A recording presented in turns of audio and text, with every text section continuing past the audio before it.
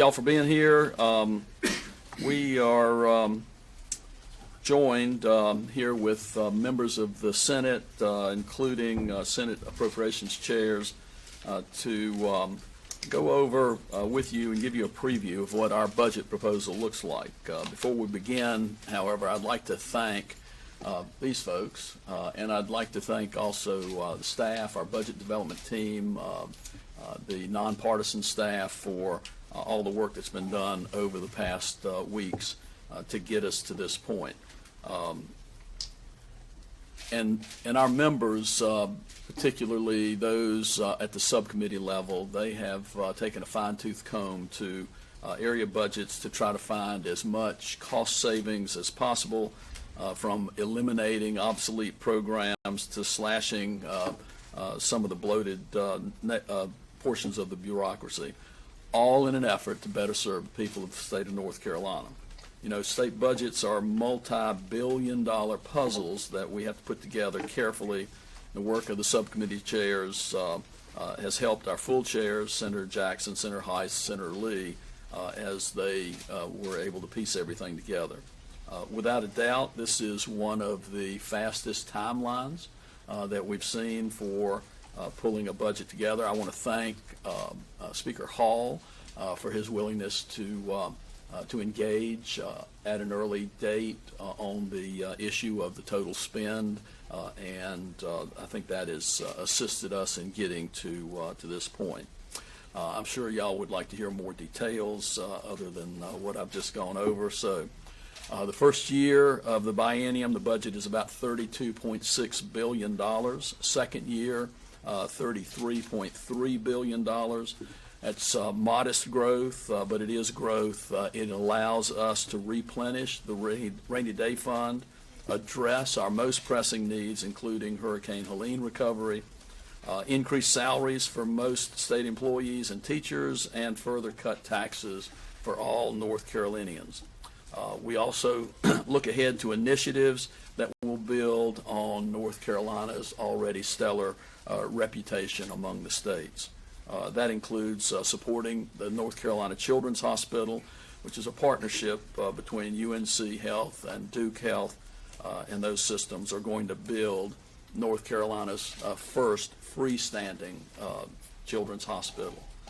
We increased funding for that transformative project by $638 million, which will bring the total state contribution thus far on that project to $855 million.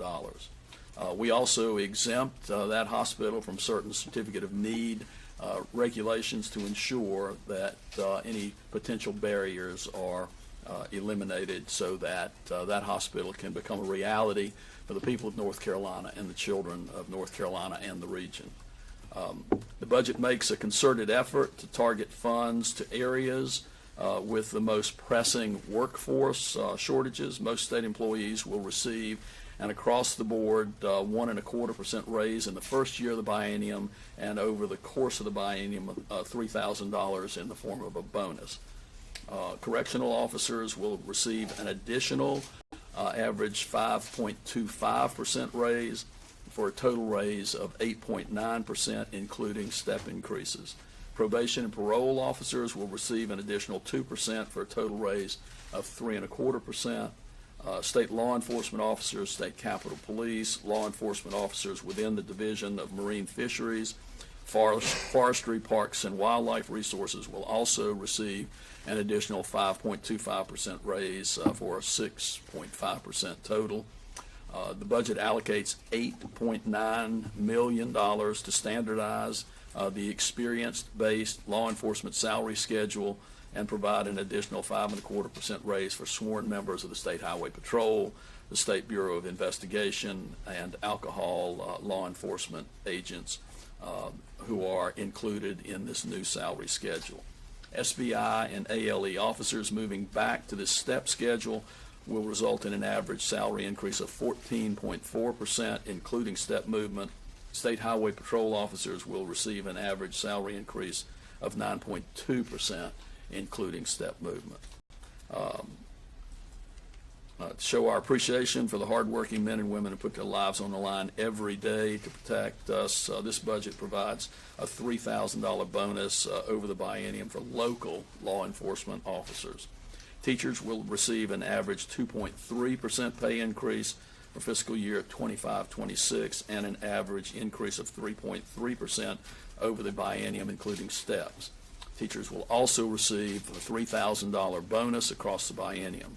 Under this proposal, it's estimated that average teacher pay will be at $62,407. On average, teachers will receive an additional compensation with the step increases and the pay raise and the bonus of 8.9% over the biennium.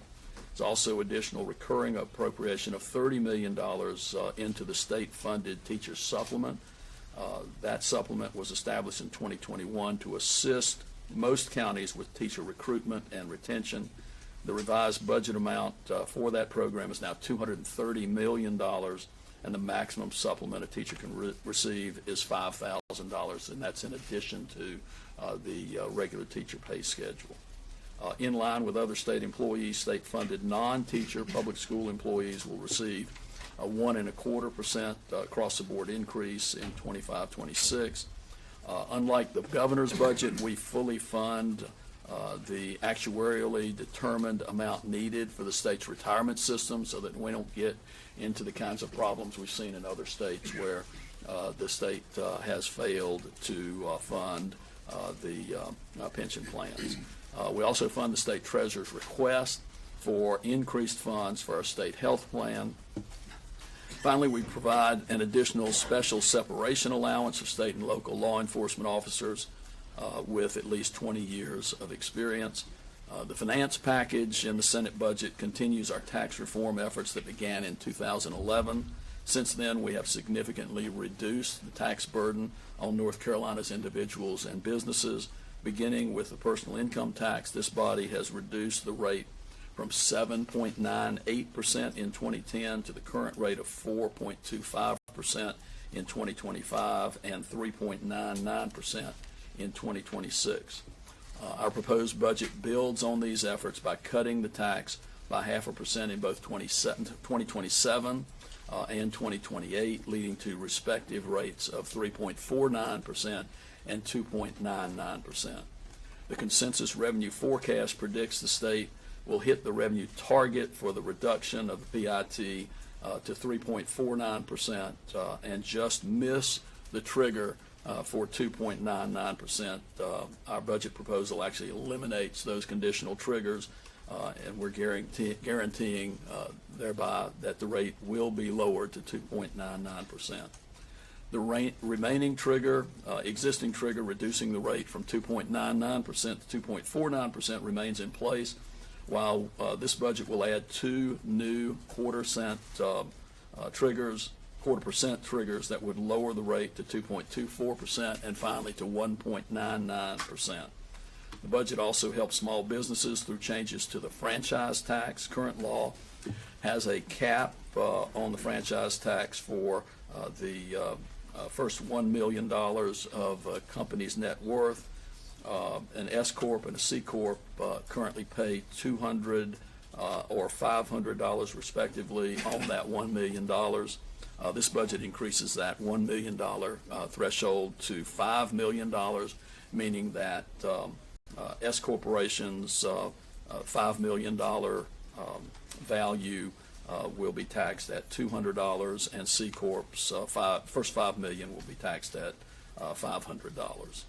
Finally, the package increases the tax on sports wagering operators from 18% to 36%.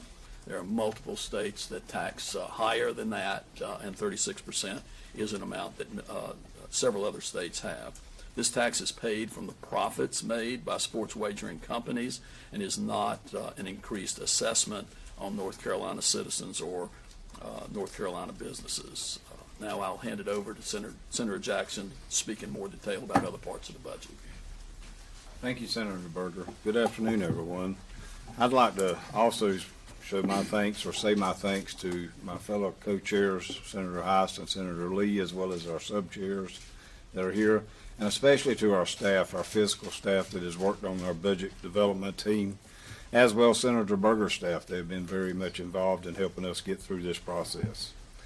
And so I think speak for an awful lot of people in this building and around the state in saying universities, especially public universities, ought to be pumping out research that has an actual impact on the country, not just the state, but on the country. An actual impact on technology, on business, and on the military. That's the kind of research NC Innovation backs, and it has done a good job of it in the short time it has been fully operational. At a time when university budgets and priorities are under a lot of scrutiny, NC Innovation is focusing research portfolios on what really matters, which is ag tech, defense technology, and much more. Instead of letting the rumor mill run wild about the future of NC Innovation, this budget takes a new approach to supporting its research goals. Instead of an endowment model, we're moving it to a cash flow model, giving it enough funding for the next 4 years so we can just settle this question for the foreseeable future and allow it to focus on what matters the most, supporting innovative research that will make a real impact. So instead of NC Innovation earning roughly $25 million per year from the endowment, NC Innovation will now have $25 million per year in annual appropriations. Doing it this way has another benefit too. It frees up the state's own cash flow to allow us to responsibly invest in the new children's hospital. This, in my opinion, is a win-win for us all. This budget puts this matter to rest and allows NC Innovation to go do their work and continue to show the country that North Carolina is leading the way. And I would also add, the North Carolina Senate still supports NC Innovation and its directed mission. But beyond that, I want to focus on some capital and agriculture funding items. This budget appropriates an additional $551 million to help cover the cost overruns and project expansions of previously authorized state agency and UNC capital projects through the State Capital and Infrastructure Fund, as we call the SCIF. Notably, projects receive additional funds include the State Highway Patrol Training Center, the Sky Bridge at Elizabeth City State University, the Brody School of Medicine at East Carolina University, and Poe Hall at North Carolina State University. The total SCIF funding is nearly $2 billion in the first year and $1.5 billion in the second. State agency repair and renovation amounts are replenished at $400 million over the biennium, while UNC system repairs and renovations are appropriated over $600 million across the biennium. Also, $100 million of the UNC system's R&R funds are provided specifically to the needs of North Carolina Central University. Provides $250 million for verifiable 2024 agricultural disaster crop losses. It allocates $20 million over the biennium to the North Carolina Agriculture Manufacturing Initiative and Processing Initiative to incentivize the development of food processing facilities across the state. This initiative intends to locate more agricultural commodity manufacturing facilities closer to North Carolina farmers, increasing the value of the products they grow by reducing transportation costs. This program in the past budget in 23 was a tremendous success, and so we're trying to build upon that. Allocates an additional $15 million non-recurring to the Viable Utility Reserve, which is a grant program for distressed water systems across the state. Provides $110 million across the biennium to the Department of Environmental Quality to provide grants to local governments and water and sewer authorities for PFAS sampling and monitoring, and for the installation or upgrade of water treatment technology for PFAS removal as part of the Water Safety Act. It also provides $6 million across the biennium to the North Carolina Collaboratory to do more research on PFAS.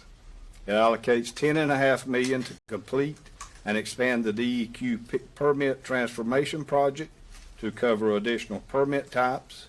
The budget also reserves a total of $319 million in the Economic Development Project Reserve over the biennium for future projects from transfers and other reserves and some general fund appropriation. So after all these transfers, a total of $942 million will be available for future appropriations. It provides $20 million non-recurring each year of the biennium to the Economic Development Partnership of North Carolina, split equally between business marketing and travel and tourism marketing. It increases the major events, games, and attractions funds, which this is supported by your sports wagering revenue, to $75.6 million in first year and $96.8 in the second year. It expands eligibility for the Film and Entertainment Grant Fund to include online series, and increases the maximum grant amount for films and online series to $20 million, and for a season of a TV show to $25 million. It also creates a micro-budget reductions grant program and removes the interim 70% carbon reduction goal to preserve power, reliability, and affordability. And now I'll hand it over to Senator Heiss. Senator Heiss. Thank you, Senator Jackson. Usually I would kick off my remarks, begin talking about health care, but today I want to start with something much more personal, Hurricane Helene relief. As we've been saying since Helene struck western North Carolina back in the fall, recovery efforts are going to take time, and funding will be allocated over several bills. It is our understanding also that Governor Stein is working on another request for recovery needs, but we are not at that point yet. Thus far, we've put more than $1.4 billion towards Helene recovery, and this budget will add another $700 million into the Hurricane Helene reserve. Of that $700 million so far, $8 million is to provide to the UNC system for Appalachian State, UNC Asheville, and Western Carolina University, and the North Carolina Arboretum to improve emergency response capabilities. 2.5 to the community college system, to aid colleges who've experienced enrollment loss after the hurricane. $5 million to the Division of Community Revitalization at the Department of Commerce, and $10 million is allocated to the Governor's Recovery Office for Western North Carolina, acronymed as GROW-NC. The remainder of the funds will be available as soon as the budget process continues, and as an additional recovery needs are known. Separately, within the transportation budget, several temporary and permanent cuts were made to secure funding for the Western North Carolina recovery. Altogether, these changes will provide more than an additional $633 million over the biennium to ensure the continued recovery of Western North Carolina. Again, that is separate from the $700 million being set aside. We remain hopeful that the federal government will provide increased and expedited reimbursements, but we must prepare to fend for ourselves. Additionally, this budget also directs various state agencies to prioritize Helene-impacted counties for the consideration of certain grant programs during the biennium. Collectively, these grant programs will represent more than $750 million in this budget. These include things like the needs-based public school capital fund, the Parks and Recreation Trust Fund. This budget also directs the interest this fund earns, nearly $40 million, to be sent to the Department of Public Instruction to add funds to the Capital Recovery Fund for public school facilities programs created in the previous Helene legislation. Finally, we appropriate the $685 million in federal clean water and drinking water state revolving funds for repair and replacement of drinking water and wastewater infrastructures damaged by the hurricane. On to health care. This proposal includes the necessary funding to cover the rebase. Changes of Medicaid costs resulting from changes in enrollment mix, service, and capitalization costs. It also includes funding for the contracts necessary to operate the state's managed care program. In our difference to our efforts earlier this year to reduce unnecessary regulatory burdens on child care providers, our budget seeks to make positive change in the current child care crisis. We continue to believe that one-time funding is not a long-term solution. The federal child care subsidy programs allows providers to take on children of low-income working parents at a rate those parents can afford. The current rate-setting methodology is based on the market rate study, an evaluation of tuition and fees charged across the state and per county. And the most recent update was based on the 2021 study. We've heard resounding requests from stakeholders that an increase in reimbursement rates for providers of subsidized child care will provide sustaining relief to the industry. So the Senate budget appropriates an additionally $80 million recurring funds, $45 million recurring from federal block grants, $35 million recurring from the general fund to increase child care subsidy rates to the recommended rates, which are now the 2023 market study rates. The revised for requirement for the subsidy program will now be a total of $572.3 million each year. The budget also appropriates $3 million of block funding to go towards child care home direct support pilot. The budget appropriates $18 million each year to the Transitions for Community Living program to provide additional housing and tenancy support, as well as wraparound mental health services as we continue following that settlement. It appropriates $2.7 million in the first year of the biennium and $6.9 million in the second year to PATH NC to operate and maintain the Child Welfare Information System statewide. In addition, it does $3.5 million recurring and $3 million recurring to continue the implementation of electronic health records at state facilities. This in addition to the previous appropriation of $75 million to the Division of State Operated Health Facilities to fund the implementation at psychiatric beds. Provides $680,000 recurring to add 2 additional forensic pathologists in the Office of the Chief Medical Examiner, which brings the total number now up to 14, and provides $700,000 recurring to increase the medical examiner fees to county medical examiners from $200 to $400 per case. Last time this fee was raised was in 2015. We hear challenges that the system faces in recruiting and retaining local partners, thus resulting in a negative impact statewide coverage, and so this is how we seek to address that issue. The budget also directs DHHS to move ahead with seeking a work requirement for Medicaid recipients. And additionally, and not to be glossed over, it repeals the archaic certificate of need laws that drive up costs for patients by stifling competition.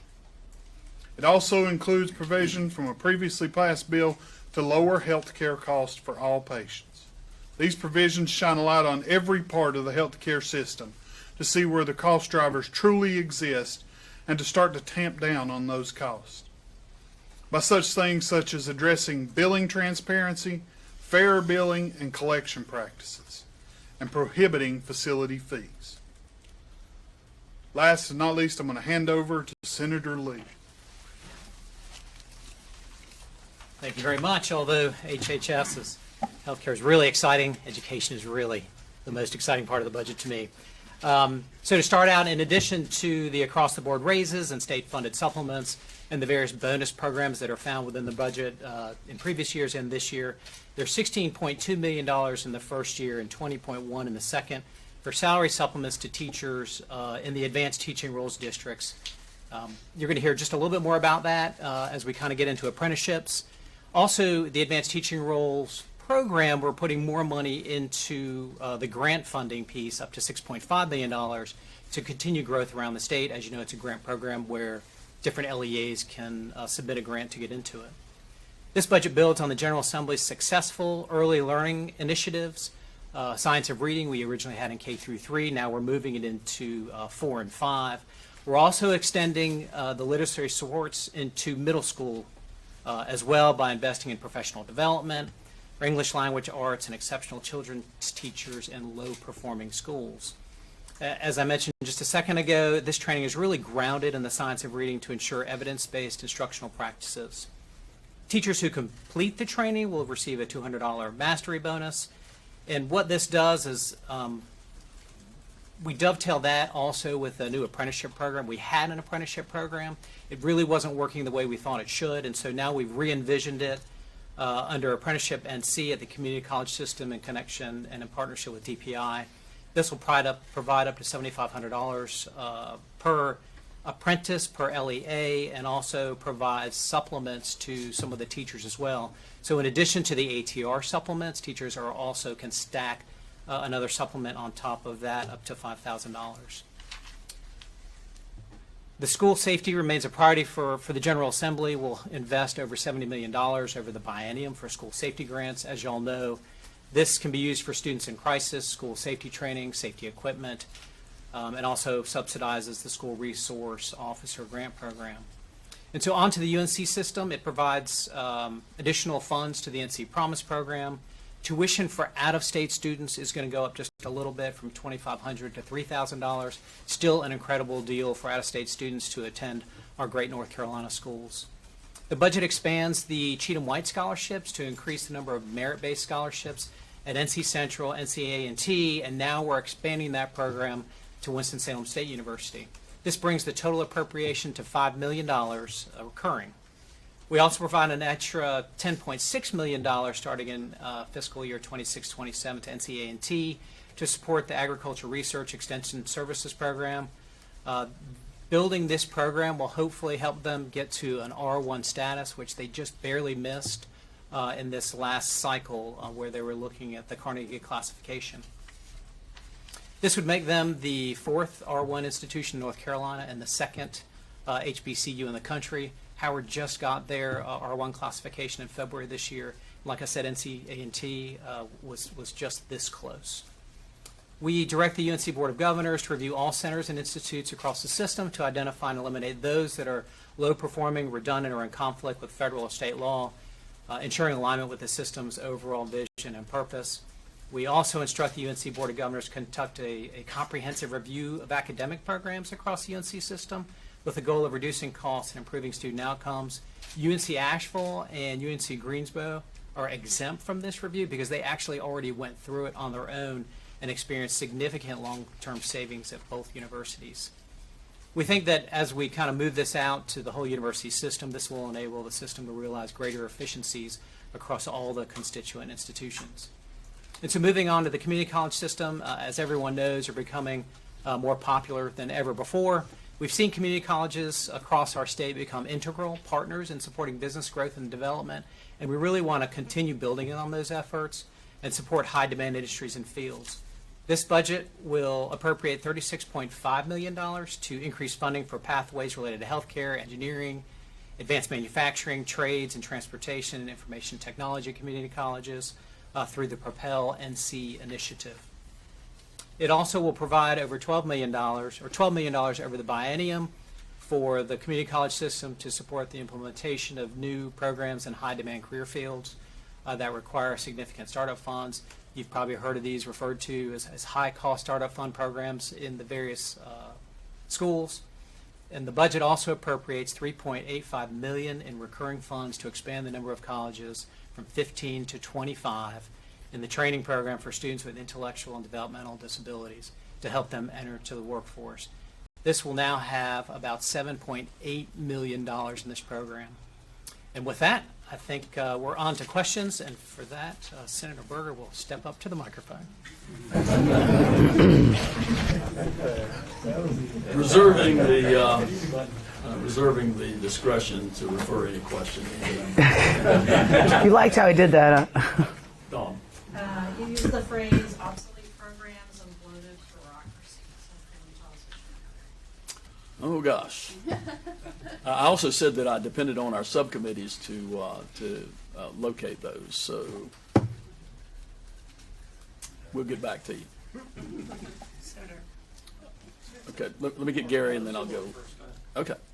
Senator, we'd heard from Governor Josh Stein and from some of the analysts here at Fiscal Research that the tax cuts could be putting the state at risk of a deficit.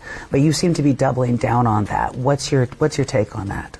So that's the same thing that we heard in 2013 with our first tax reduction. It's the same thing we've heard repeatedly with every tax reduction that we have proposed.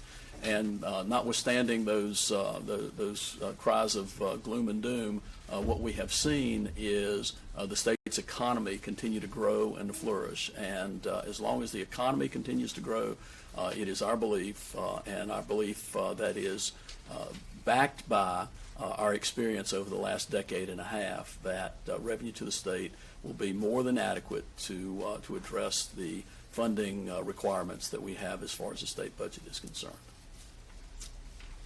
I want to follow up on that Sure. because the consensus forecast that FRD agrees to says an $825 million reduction in revenue.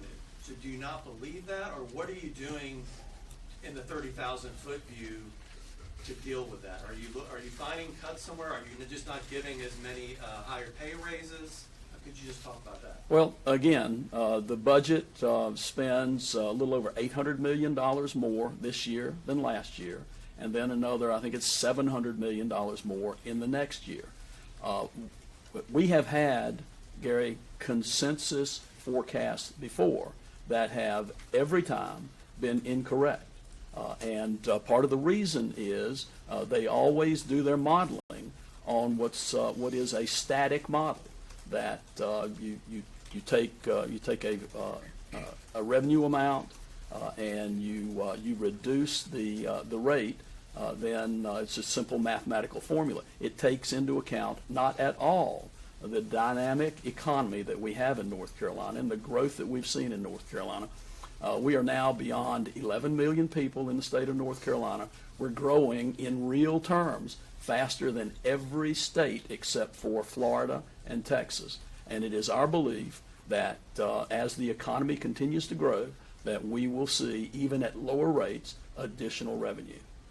So you're not, it sounds like to me you have rejected the consensus forecast. And we have rejected it in the past. Respectfully, you've used the consensus forecast in building your budget. So I'm just trying to understand, what are you doing to, have you just not used that in the second? Gary, it ain't that complicated, okay? It really isn't. You may want to make it that complicated, but it's not. We use the consensus forecast to build this year's budget. We use the consensus forecast to project next year's budget. We'll come back next year and make revisions to that budget. You're talking about a forecast that goes out not just 1 year, not just 2 years, not just 3 years, but 4 years, 5 years, 6 years. So they have been wrong every time. And so as we get closer to those times and we see the revenue itself, we have built reserves. We still have adequate reserves. And it is our belief that these tax reductions will continue to grow North Carolina and continue to grow the economy in North Carolina. I fail to see how, when someone has been wrong 1 time, 2 times, 3 times, 4 times, that we continue, apparently you do, to put confidence in those projections. We don't. You spoke a lot of the tweaks to the personal income tax cuts that are scheduled. Any changes in this budget to the corporate income tax cuts that are scheduled in the current law? No changes. The only corporate modifications are the reductions that would result from the franchise tax changes. Dawn. This might be for Senator Heiss. You had mentioned that with Helene, like, you need to think that you might have to fend for yourselves. Are you, I guess, the amount of the rainy day fund going to where it was right before Helene, do you think that's enough, or that's just what there's enough money for that this time? As I've said over and over again, the total damage of Helene estimates are more than $63 billion.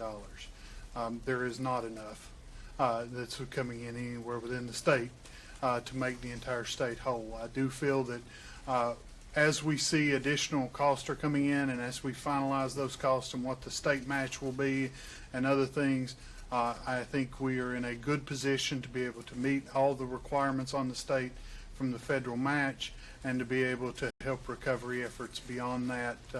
The funding levels we're currently at would allow us to begin to do that. We just need to know where they're directing and what we're expecting from FEMA reimbursements, from public assistance, from insurance payments. All those kind of things are kind of still out there at this point. But the tremendous moves our transportation chairs have done to free up those funds and those kind of things. And all that is a match level with the federal government that's kind of outside of any changes to the FEMA reimbursement rates. We're eligible over this time period to meet those requirements as well. So I think we can get there. But there's many things I wish the Fed would change and they would do and pay for in this. And just a brief follow-up, it's our belief that we have adequate reserves and we have the ability to handle the requirements that are out there, particularly those requirements that result from a federal program that requires us to match. So, for example, our transportation chairs have done what I would consider to be a magnificent job in finding almost $700 million to cover what basically is the money that has to be advanced for transportation projects, and then we get a reimbursement. Otherwise, if they'd not been able to find those dollars, we would have seen a situation where we would have had to pull money from other projects and delayed other projects in other parts of the state that we're not going to have to do in order to make sure that the state meets its responsibility to fund the contracts for the rebuild of the transportation infrastructure in western North Carolina. Do you think there's enough money in the budget to, with the continued level of funding of Opportunity Scholarship Program? Yes, absolutely. A two-parter, at the risk of asking another economic question. Given the impact I'm happy to give you an answer. in western North Carolina and the potential impact of cuts from the federal government to the state, how did you forecast some of those, or did you just, were they factored into this budget? What potential cuts from feds may happen to our research universities or healthcare, other aspects of the economy? So we continue to monitor what's going on at the federal level.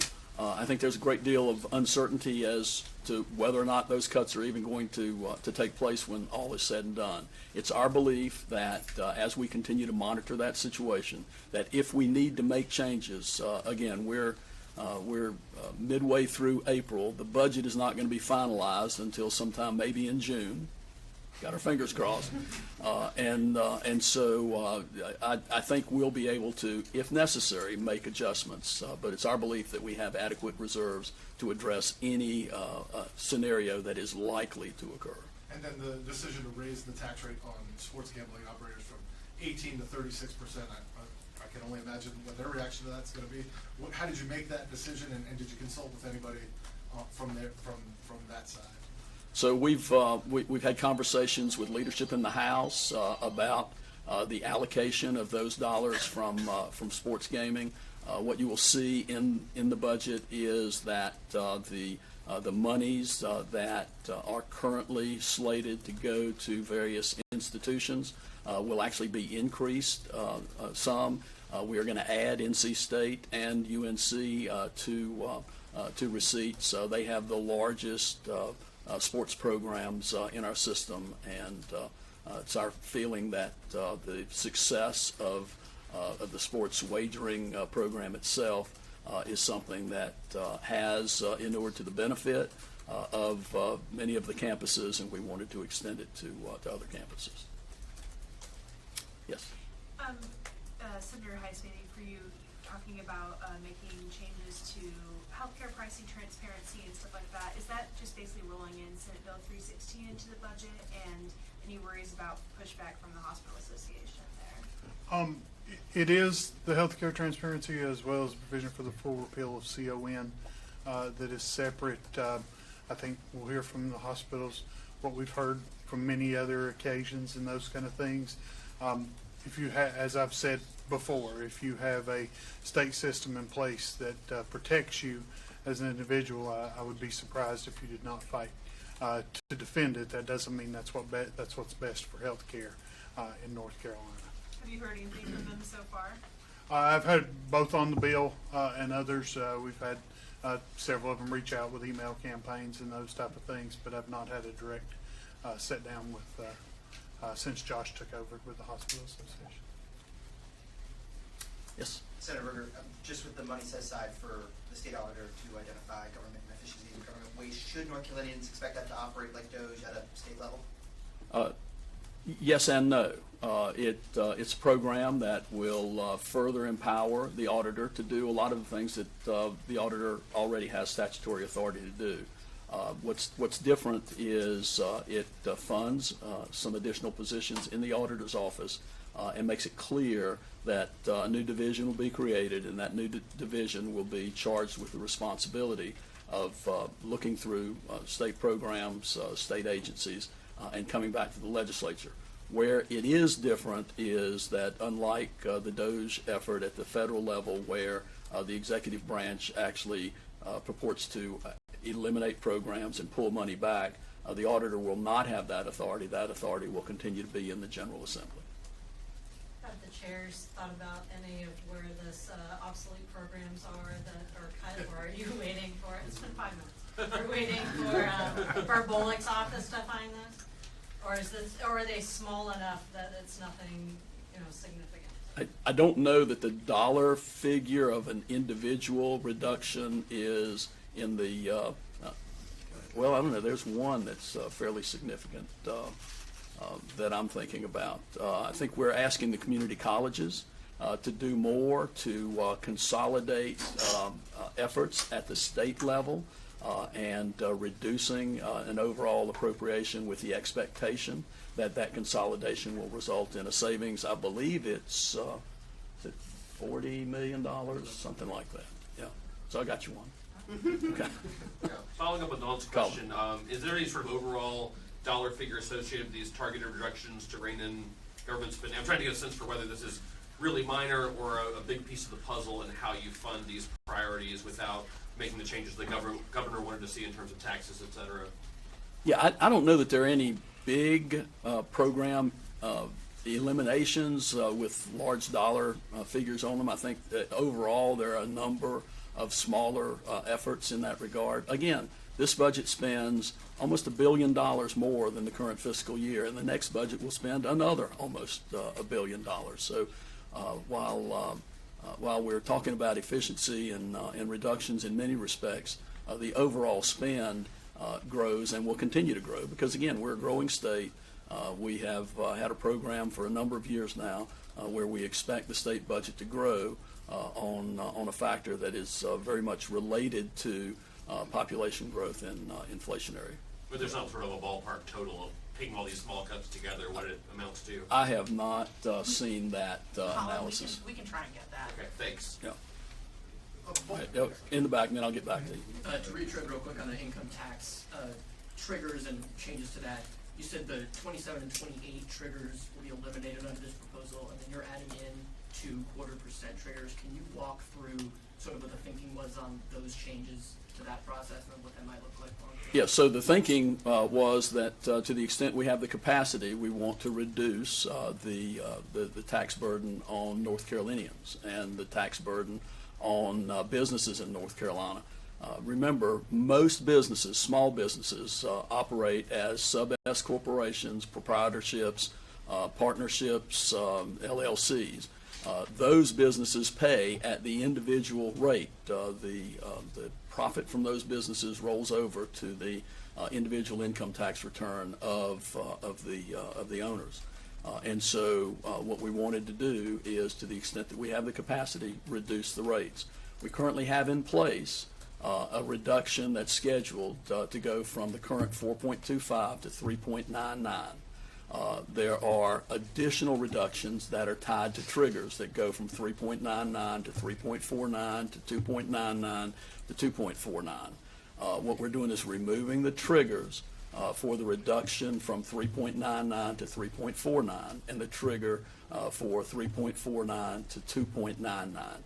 We're doing that because the projections of revenue show that we're going to hit that trigger that goes from 3.99 to 3.49.